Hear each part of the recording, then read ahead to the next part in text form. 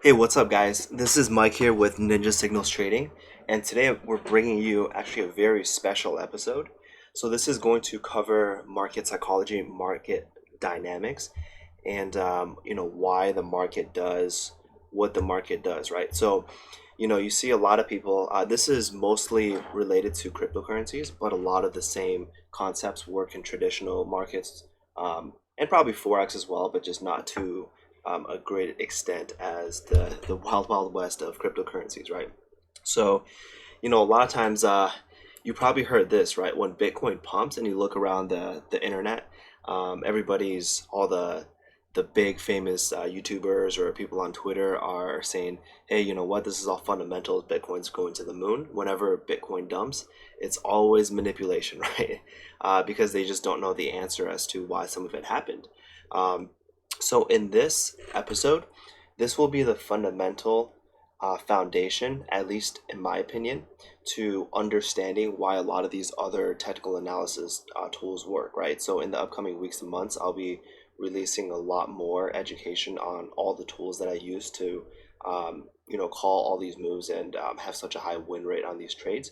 But first and foremost, I personally believe that I've developed a lot better understanding than a lot of other traders out there because instead of just reading all the textbook definitions of what support and resistance is, what patterns are, what RSI is, what MACD is, I dug down to fully understand the why as to the what, right? So the psychological to why this works, right? Because at the end of the day, I'll go into this more, but at the end of the day, this market and most major markets are controlled by the big players. So our job as traders is to try to identify the psychology behind the big players and why they do what they're doing, and what clues they're giving, what they're trying to print in the charts, and try to follow along and trade with the big players as opposed to trade with the retailers, right? Because as they say, 95% of traders lose money, and that's true. And a lot of retail investors lose money too to the big players. I mean, it's just a game of people with more money trying to get more money from people with less money. Right? So, this applies to you if you're a coin holder. So, if you call yourself an investor, you just buy Bitcoin and hold, altcoins and hold. Or if you're a long-term swing trader, right? You might reallocate your positions, get in and out once every month, once every year, or if you're down to a day trader or a scalper. So all of this psychology is very important, especially if you have money in the markets, right? And I'll be going over a lot of this on the cryptocurrency and Bitcoin perspective because I predominantly trade Bitcoin. And if you trade altcoins, pretty much every altcoin follows Bitcoin for most cycles. So if you know how to trade Bitcoin, you could trade altcoins pretty well, right? So let's get started here. And before I dive deeper into this topic, this is not theories, and game theories for that matter that I've invented. I've spent a lot of time, learning and developing some of these methods and a lot of money, learning this education too from, some of the highest level traders out there. But so before we get started, let me just kind of show you guys that I'm not just BSing you and coming out with a bunch of hocus pocus theories right here, right? So back when Bitcoin was about 55,000, I'll show you guys the proof in the group. So back at 55,000, so this was at 418. I was calling for 30, the possibility of 31K, right? If you look around YouTube, everybody was saying Bitcoin's going to all-time highs, Bitcoin will never break 50K. I was saying, hey, let's be aware of 31K. Okay? On the 23rd, correction towards 31K before continuing to 100K. So this was a kind of a bold statement calling a bottom. Now, of course, we don't trade with 100% probabilities. We like to trade with high probabilities, but we have countermeasures on the other end. So don't take any of this as a blind 100x signal. But this is just me giving the high probability that, hey, if a correction to 31K happens, that's probably the low. And I still stand by that as we stand. Okay, so this was on the 23rd, and eventually we made our way back up. We made our way back up to, this is in May now. Okay, we were making our way back up to the 58, 59K territory. This was when all the sentiment turned bullish again. You look all over the internet, it's people calling for all-time highs. Is it debating, are we going to 100K this year? Are we going to 250K this year? Bitcoin will never ever go below 50K, or better yet, Bitcoin will never go below what Tesla and Elon Musk bought Bitcoin at, which was, I believe, around mid 34, somewhere around the 35K range, right? Which I thought was pretty funny. So, all the market sentiment was turning bullish and saying we're going to the moon, and we were massively shorting. We got filled, I think, on 5 short positions around the 59K area, and the rest is history with this. This actually turned out to be one of our best trades ever. Shorting from 59K all the way down to I believe I closed out most of my positions around 31K, but this was an epic short right here. And why did I? We were taking longs in the range, so we range trade, but we took some massive swing shorts here. Why did I call for this while everybody thought we were going to the moon instead of just massively blindly long? Part of the theories and the game theories and the market psychology I'll cover will show you why I chose to go this route. And then so this is on 518, right? Actually, I gave warning to the group. If there's if Bitcoin makes it down to 31K, most alts aren't safe, right? But if we do make it down, it's a good point of entry instead of FOMOing, which is good market psychology. Don't FOMO in at the top. I was giving the group warning, like, hey, this is your buy signal for if it reaches down to 31K, instead of buying alts when they're pumping, right?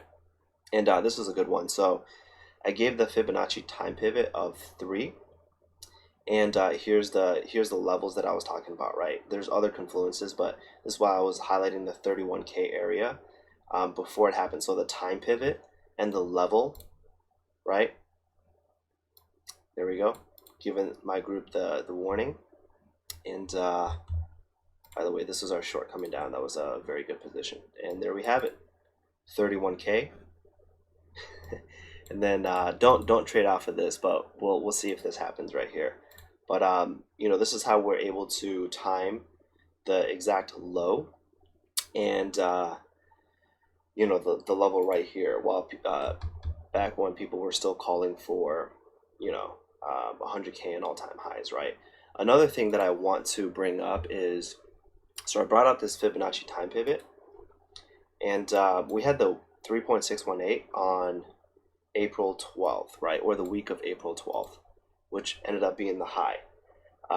Guess when Coinbase came out with their IPO?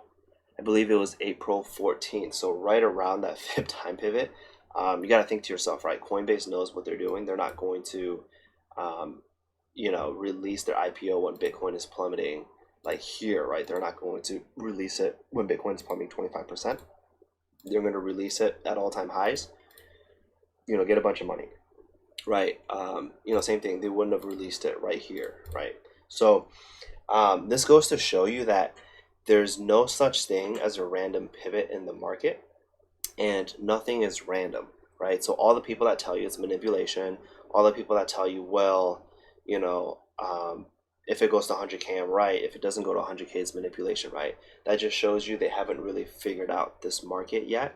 I'm not saying I figured out the market completely, but we're going to cover a lot of clues in this market, right? So, and the nice thing is, it's just like living your life, right? Once you figure out that nothing is random, and you do have control. There's random stuff in your life, right? But you do have control, and there's reasons as to why things happen, right? It's not all completely random. So once you have control, that makes your trading a lot better, because what ends up happening is, if you make a bad trade, then or if you make a bad investment, then you can look at yourself and say, hey, you know what?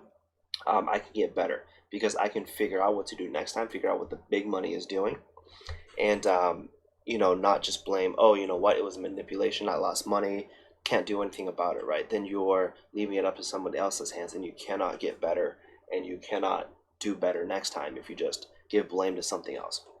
So with that being said, so I'll cover some basic concepts that I think most people will understand, but we're going to look at it in a much different light, and it'll make a lot better sense as I cover it, right?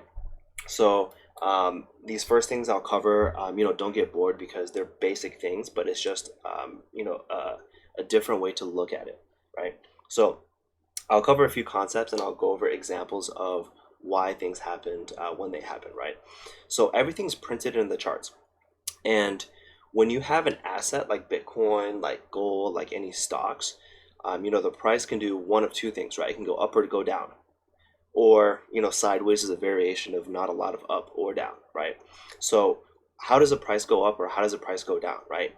In order for price to go up, there has to be more demand than supply, basic economics, more buyers than sellers. In order for price to go down, there has to be more sellers than willing buyers at a given price. Does that make sense? So that's basic, but let's look at it this way, right?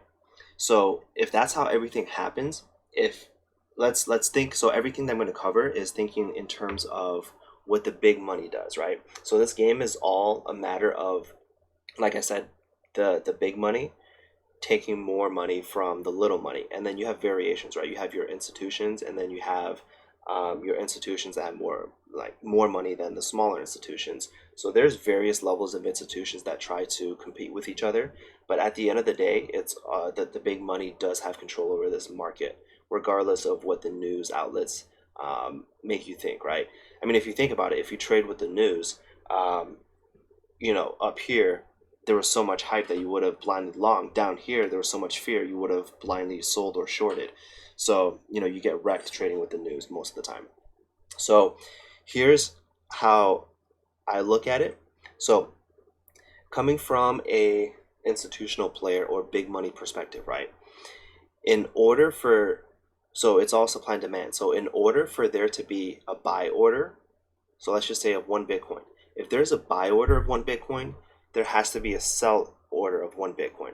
If there's a sell order of if you have a buy order waiting there, you need a sell order of 1 Bitcoin to fill that order, right?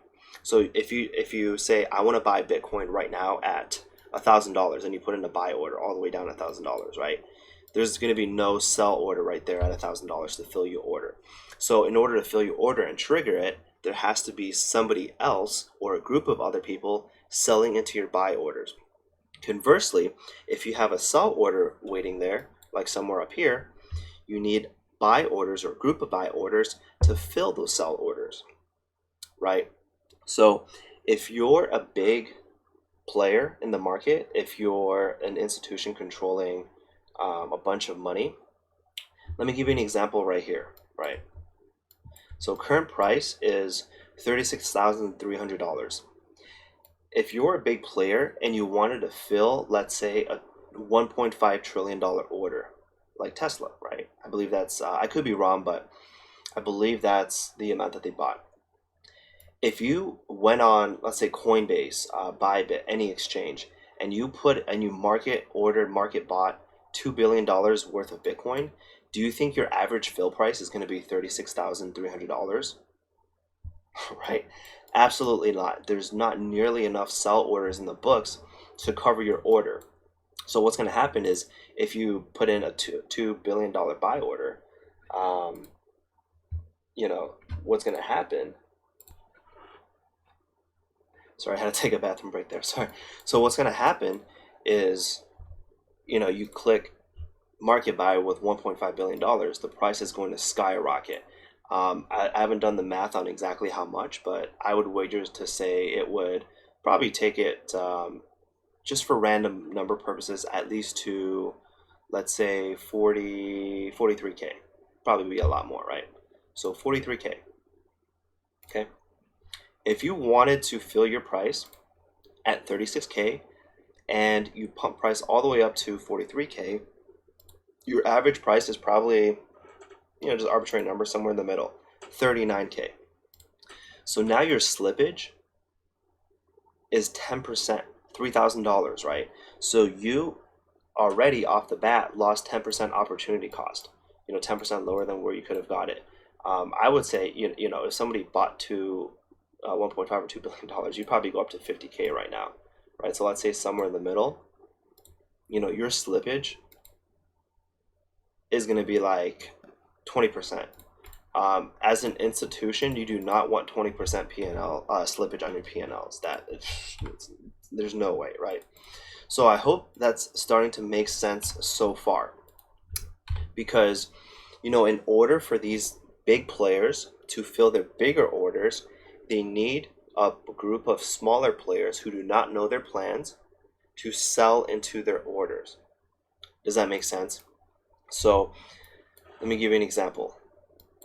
So Tesla was filling their orders around here, 35 average. In order to fill at, I believe it was like 34, 35 average right here, in order to fill it right here, you need price to go lower.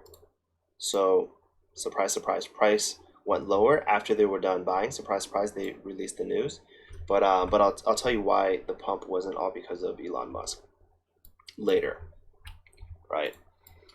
So from a big player perspective, you cannot just market buy, right? What about if you put a limit order, right? You put let's say you want to get filled at $36,000 even, right? And you put a $1.5 billion buy order right there, right?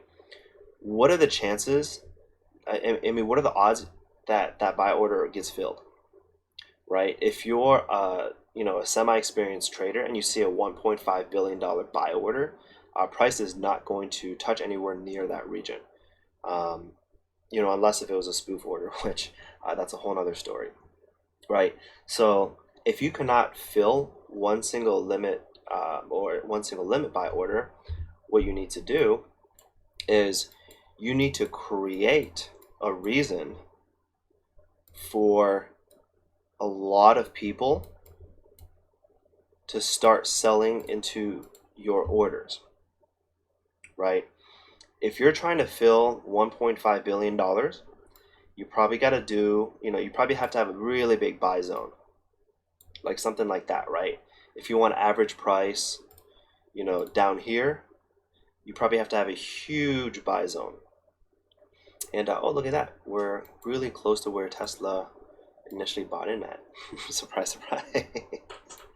No, so what I was saying is you need a lot of retail traders or a handful of smaller institutions to have fear, to have, oh my God, it's the end of the world, it's the end of the bull market, Bitcoin's going to zero, we're going below 20K. Elon Musk is the devil and he's crashing Bitcoin price to 20K. I've seen it all, right?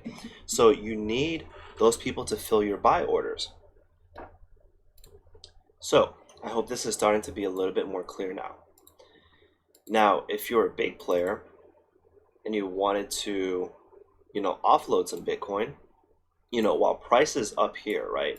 So the first time that Bitcoin was hovering around, 55, 60K,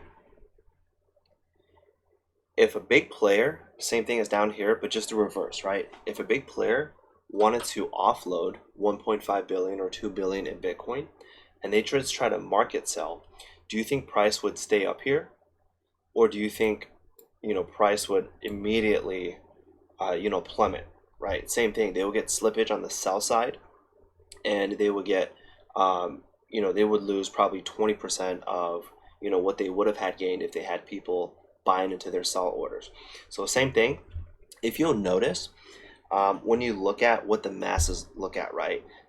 Some of the big YouTubers, some of the news reports, even major news channels, right?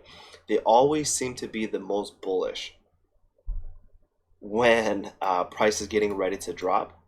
And they also seem to be the most bearish when price is getting ready to go up, right? So whether that's, the big money influencing the media or them just playing off of the media, that I don't have the answers to. But, same thing up here, right? In order for these big players to fill their massive, massive sell orders, they needed to create hype. They needed to create FOMO. They needed to create the, oh my God, Bitcoin's going to 100,000, like right now, Bitcoin. If you just look around YouTube after this happened and some of the news articles, there was so much saying that, Tesla, a big institution, They bought Bitcoin around 35,000. It will never go below 35. As a matter of fact, it will never go below 38. As a matter of fact, Bitcoin will never go below $50,000 ever again, right? Um, you see all these news articles, and for the people that are not as informed, they see these and they say, "Oh my God, Bitcoin is at $57,000 right now. If I don't buy Bitcoin right now, I'm going to miss out the FOMO train to 250 grand." Right? So, and this is not to make anybody feel bad. When I was newer in the market, this happened to me the last cycle when Bitcoin was hovering over 20K. I bought some Bitcoin about 18K. And, same thing before I started to really analyze and get good at this whole trading game. I bought the FOMO. All the news articles, all the quote unquote experts, right, were saying that Bitcoin, we're going parabolic. 28,000 is just the top. Why not 100,000 this run? So a lot of the, it's a technique that I use now is you look around the market sentiment, and if there's confluences with what your levels are, there's really good ways to counter trade the sentiment. And I'll give you one example, right? So, the big players, part of what they need to do. Okay, so let me go over this first, right?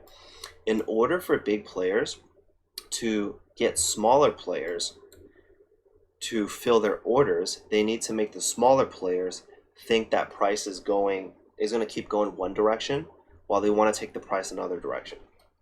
Right? So here's what I mean by that, right? If big players want to sell here, they want to make the little players think price is going to do this, right? If the big players buy here, they want to make the little players think price is doing that, right? Because the only reason you would buy here is if you think price is going higher. The only reason you would sell here is you think the price is going lower, right? Basic psychology. So what do big players do, right? Obviously, they use the news. Sometimes they don't even need to, influence the news. The news will do it all by itself because they try to FOMO the top and panic sell the bottom, right? That's what happens, with some of these news people and the analysts. Not trying to be mean, but analysts and these people on the news, they're professional analysts or news. They're not traders, right? Analysts analyze, traders trade. So they have no, a lot of them have no skin in the game if they're wrong with Bitcoin going to 100 grand. But if you're a trader and you have a long position, you have everything to lose, right? So what they need to do is, number one, they have the news and they have Twitter, they have YouTube, they have all these channels to influence you to think that price will go a lot higher immediately, right? Because if you knew that price was going to do this, you would have never bought up here. Only if you thought price was immediately going higher. So, and another way to do it is, so a lot of people get into investing and trading and they start learning basic patterns and they start learning basic indicators. Nothing against these, sometimes they do play out, but in cryptocurrency, a lot of these have a very, very low hit rate, right? So they learn some of these patterns to try to, get these, retail traders to get on the wrong side of the trade. And, here's one example of what I mean by that, right? So back on the 25th, I was giving these levels to short. We had the mid 40K. And then I gave that before bed, and I was like, oh, you know what? Look what I found. This is a textbook inverse head and shoulder. So by textbook, you have the left shoulder, right shoulder, the head. This is the measure move. This is the breakout line exactly at where our resistance is. So by textbook, you're supposed to long the breakout right here, right? You're supposed to long it to, I think the target was like 50K. It was ridiculous. So what did we do? I was saying, hey, short these levels, right? And look at, I was like, average traders, look, it's an inverse head and shoulders forming 100x long breakout point, right? Look, textbook head and shoulders, right? Price comes down, forms one of these, goes up. Price comes down, forms one of these, goes up, right? We shorted and made a lot of money. So this is to show you the psychology. So the big players will do that. So sometimes to be fair, these patterns do work out, and I believe that sometimes they do work out because the big players want to let you think that they're going to play out all the time. And then once in a while, they'll throw in a wrench. And if there's confluence on the other side, they'll bait these people into all these, all these bad trades. Watch this. So I bet you the next one that's coming, watch. You have, where's my head and shoulders? I just saw this right now. So, okay.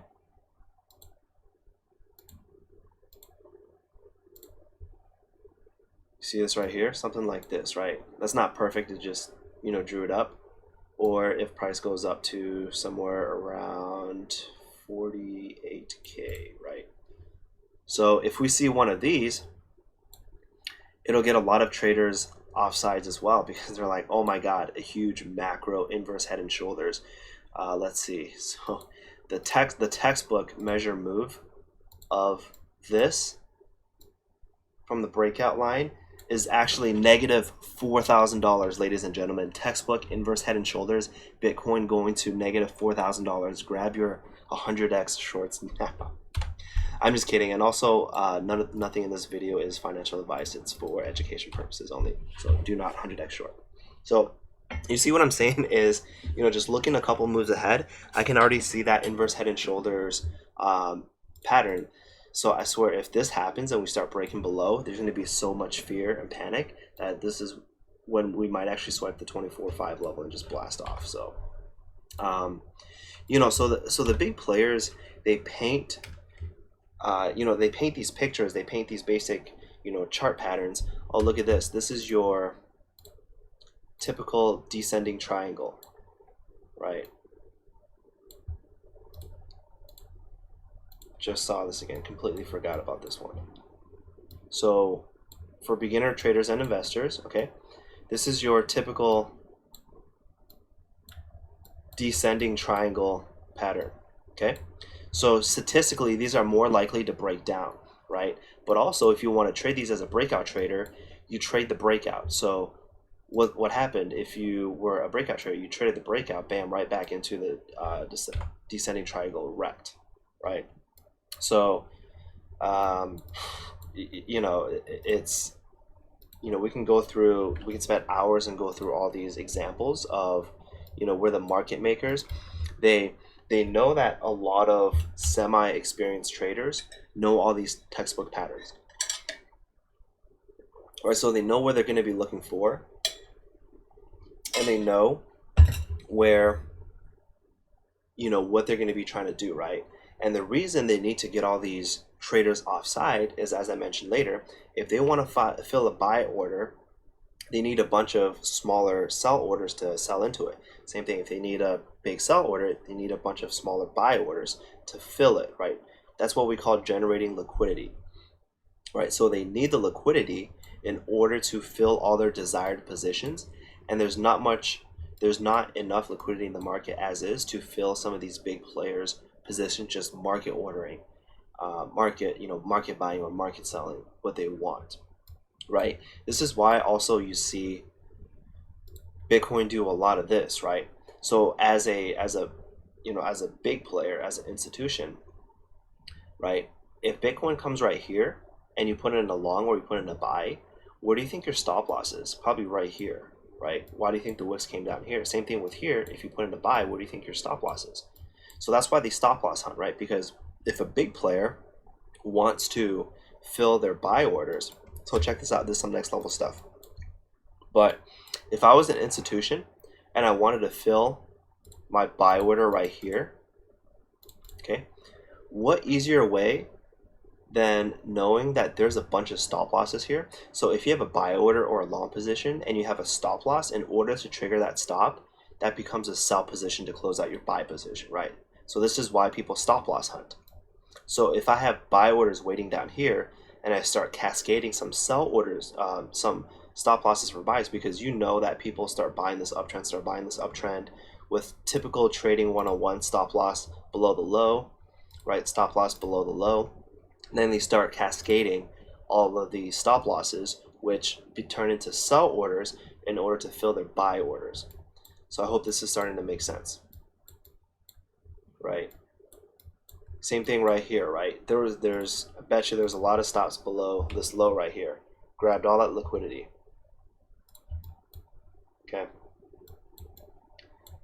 Same thing. Oh, this is a classic example, right? Classic swing failure right here. Barely went below the lows, grabbed all the liquidity. This is on a weekend too. Or actually, no, the market's open. Savage. So went all the way back up. So see that a lot more on the downside than the upside these days. So, I mean, coming into our current region, you know, this is not meant to be an analysis video, but I wouldn't be surprised if they just grabbed liquidity and went back up. So that's why there's these liquidity grab moves, because they need to fill their orders, right? So what I'm trying to get at with all of these examples is, because here's the biggest reason why I wanted to make the videos, right? You know, up at the top, the most common question that I got was, should I buy or should I long? Down at the lows, the most common question that I got was, should I short or should I sell?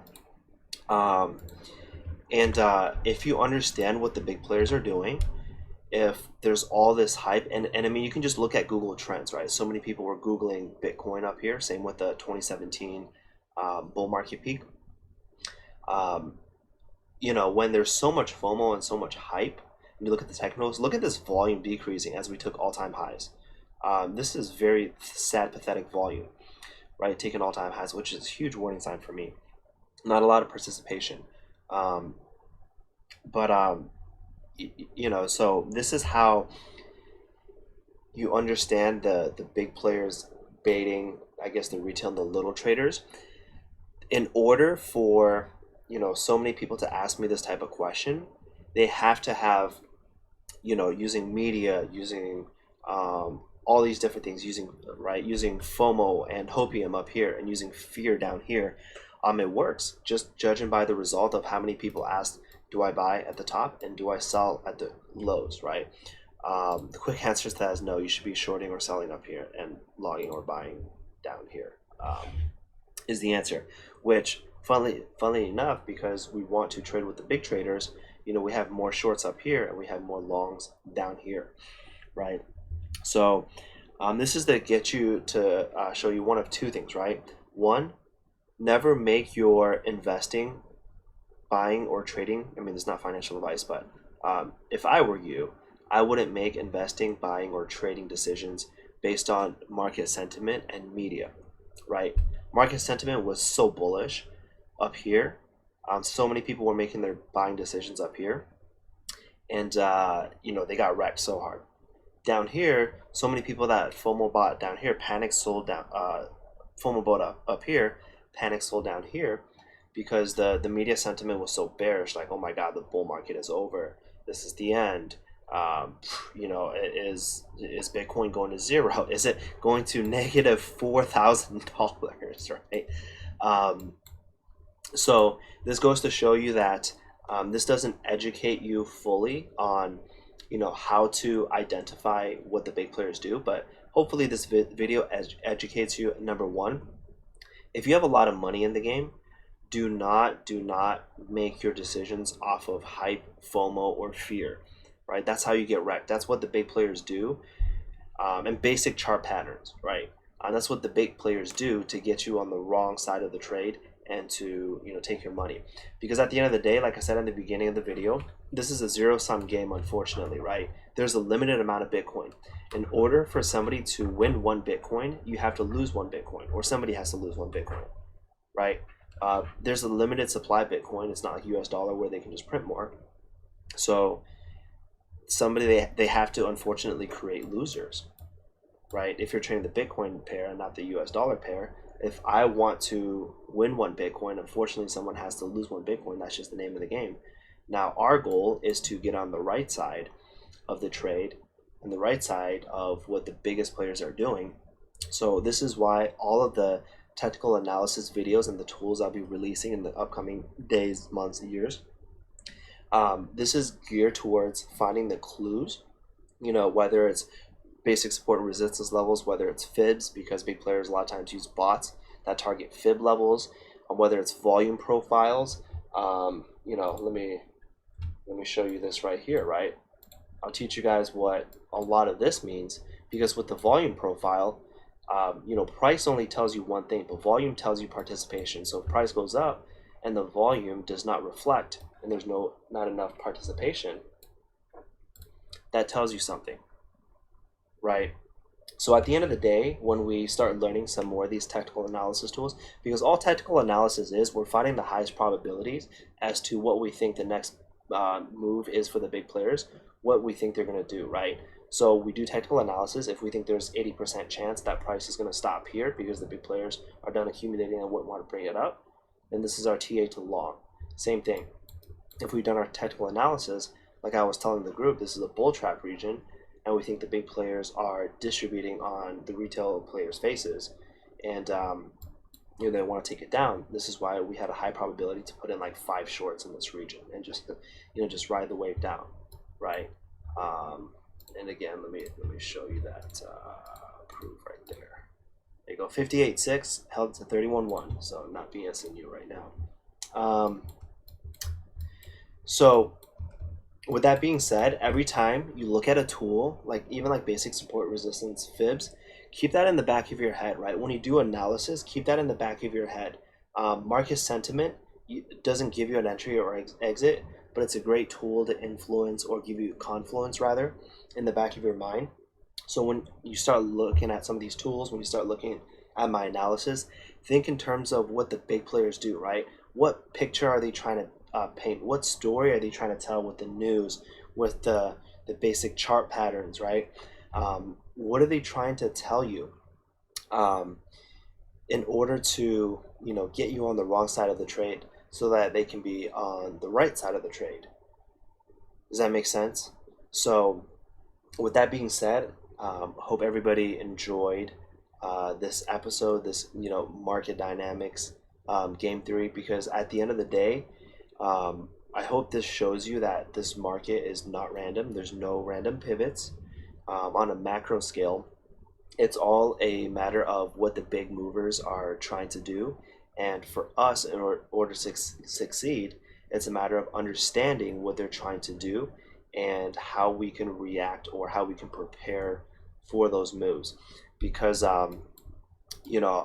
if you have your money in a market, if you have 10,000, 100,000, 10 million, $100 million invested somewhere, I would say it's pretty important to know the psychology of why the market does what it does.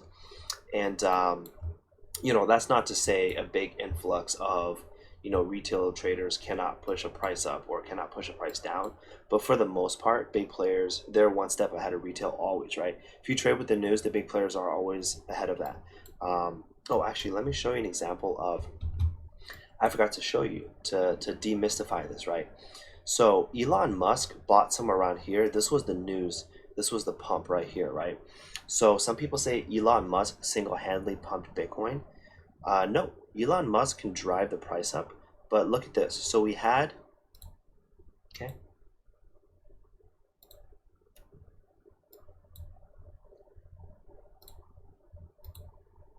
we had about a 1 month long consolidation, little under that. Remember what I was showing you with this? They were trying to paint the picture of a descending triangle, very bearish pattern. Okay, look at this, broke the low, broke this low, grabbed liquidity, came back up, retested. So the market makers were painting this bearish picture, and on top of that, if you look at just the macro trend of analysis, let me pull this chart up. Okay, so Bitcoin has these 49, 40%, 49, 25%, 35-day 30%, 35-day 40%. Okay, remember those numbers? We were in a 30%, 30-day pullback consolidation, right? So if you look at the past bull cycles, this is around the time, the 30-day mark after a consolidation is roughly the time when Bitcoin is done consolidating and breaks out. So if you were in the technicals and if you were trading this at the time, you knew that Bitcoin was going to break out at some point in the very, very near future, right? So When we traded the charts, we were already in long positions and we were waiting. Now, did we know we were going to have one of the biggest daily candles ever because of the Elon Musk tweet? No. But did we think there was a high probability that it was going to break up? Absolutely. So, oh, and the other thing on this chart is here's the fib time pivot that I showed you, that I showed the group. To be fair, at the time, I thought that was a fib pivot to go parabolic, but when I realized it was going the other way, that helped me with confluence that it was going to be a local top right there, because fib time pivots, they tell you timing but not direction. So sometimes you could be wrong in the analysis, but know how to flip on the other side. So Coinbase, they identified the Fibonacci time pivot. They if you guys think Coinbase is dummies with their timing, they literally realized the Fibonacci time pivot that it was going to be a high, and they released their IPO on a high, so they can get a very if you guys remember how high that IPO went, it was insane. So was that a coincidence? I think not. So anyways, back to the Elon Musk tweet. So this was already happening. This was going to break up, whether Elon tweeted or not. Now, do you think that Elon picked a random time? Why did he not buy Bitcoin and tweet right here? Why did he not buy Bitcoin and tweet right here? You know, you can. There's two ways to approach it. You can, the first way you can say, oh, you know what? I think the random market is all random and manipulated. I'm just going to let it be random, and I have no control, or I have zero ways to identify what's going to happen next. Or you can say, hey, look, Elon Musk is no dummy. He has to see something in the charts in order to tweet. So it's my job to identify these things before the news or the tweet comes, before that move, right? Same thing up here. Now, I read something, I could be wrong, but I think Elon Musk bought like 40 something thousand Bitcoin. I think he sold 4,000 of it around 60K. And then after he sold it, there were some tweets to drive the price back down. So was Elon Musk just randomly tweeting, or did he get rid of some of his Bitcoin and now he wants to get more lower, right? And maybe Elon Musk ties to some other big players. But all the bear signs were here. I mean, look at the low volume climax. We had the Fibonacci time pivot. We had this was the traditional bull trap area, and volume was not very convincing trying to break these highs, breaking above that fib pull right there. So all the signs were there, which is why we were shorting. So same thing in the group when Elon shorted. So when Elon tweeted, who knows, he probably shorted too, but we cashed in big because we were prepared. So you can say, hey, you know what, stupid Elon. I mean, do I like what he did? No, but at the end of the day, it's our jobs to not be victims of it and to identify the signs and be positioned well. I was warning the team around here too, hey, be careful with your altcoins, because if Bitcoin goes down, your altcoins are going to get absolutely wrecked. That's exactly what happened. And to buy up here, and altcoins had a nice recovery on this rally right here. Same with this rally. But we can say, hey, look, it was random, stupid Elon, I hate him, I got wrecked. Or we can say, you know what, next time I'm going to be ready and do my technical analysis and know how the market thinks and know how the big player thinks, so that way I can be in shorts the next time this happens, and I will be celebrating instead of being frustrated, or instead of having the pain of losing a bunch of money, right? So I hope a lot of this making sense, right? So I wouldn't be surprised to see one of two things happening right now. Is there's a lot of nice accumulation down here, some massive net longs. So I wouldn't be surprised if we get some news and we take off, because we're coming on 13 days. My target date was around the 10th of what was this, June. So this is actually, so not quite a month-long consolidation, but it's getting there, give or take a couple of days. If we go a couple of days past June, that we're getting close to that month-long consolidation period. So eventually, I wouldn't be surprised if the big players were done accumulating. We get a piece of news and it spikes up, or they want to grab some liquidity, come down here, then we get a piece of news, spike up. So, oh, the other big reason why I thought 30K was a big base, or 31K rather, we got pretty close. I mean, we were at 60K and I was calling for 31K and we got 30K. Pretty close. There we go. This one got it, 31K. So there was a lot of support right here from the previous range. There was all the other technical levels, the one spot at 618 and value area low of this region. And we had our golden pocket too. This is the modified golden pocket. Sorry, from the last, where was it? There we go, last impulse low, right there. Okay. So we had a lot of confluence, but what I was saying is, if you go around, you can do your own research, but if you go around Twitter, YouTube, some of the media outlets, they were saying that Elon Musk bought right here, right? So we will never go below this region. There was a lot of people saying 38K was a big level. Okay. There was people saying we will never ever go below this region. Now we're in a game of probability, so so first of all, the word "never" is a really bad word. There was so much buying interest around 38K.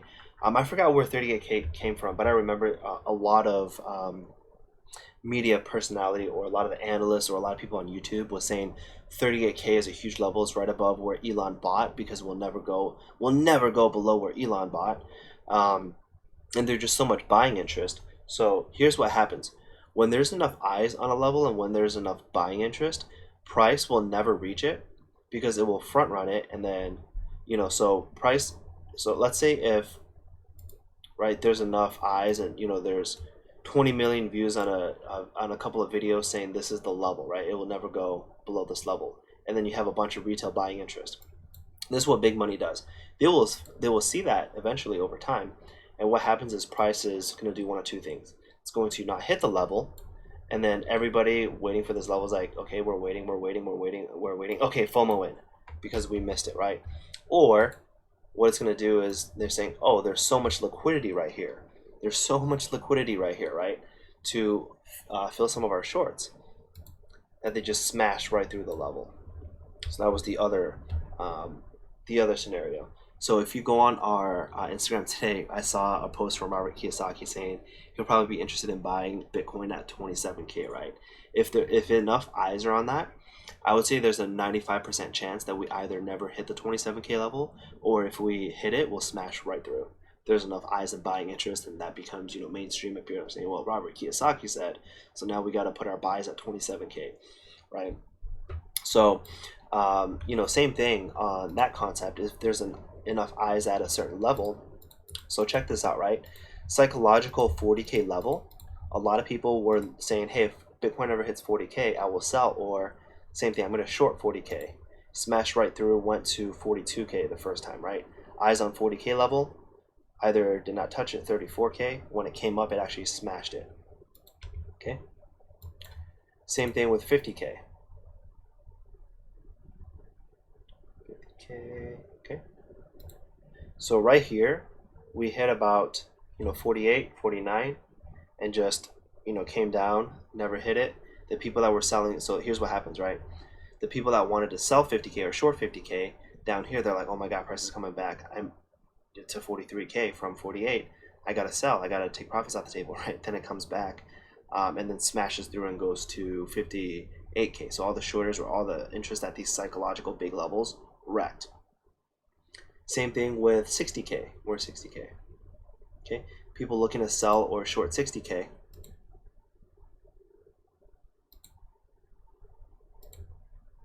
Right here, smashed $2,000 right through 60K, came right back down. So people that were shorting, wanting to short that level, completely wrecked.